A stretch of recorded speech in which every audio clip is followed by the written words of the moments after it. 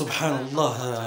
طفل في مقتبل العمر يقتل شرطي فرنسي، يعني والله ما عندوش حق، والله ما عنده حق باش يطلق عليه الرصاص.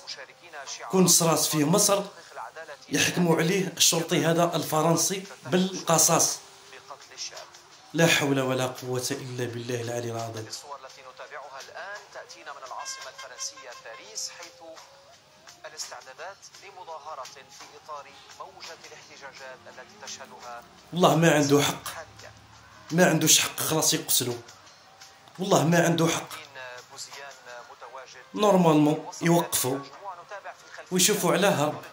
الطفل مسكين خاف، ما عندوش رخصة السياقة، والصغير في عمره 17 سنة خاف، هرب من الشرطي. الشرطي هذا بالك كان بالع الدواء، والله ما على باليش. قتلوا تشير عليه بلا فهمه.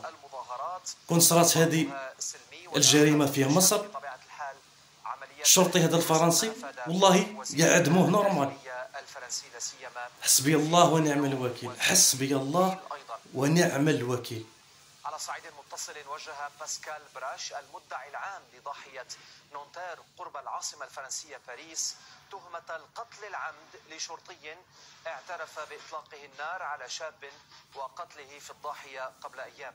وأضاف أن الشرطي المتهم سيمثل أمام قاضيين لإتمام التحقيقات، لأن الشروط اللازمة لإطلاق النار لم تتوفر له.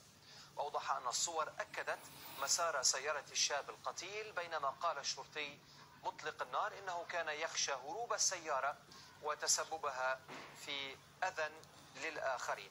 إذن أعود إلى نور الدين بوزيان المتواجد في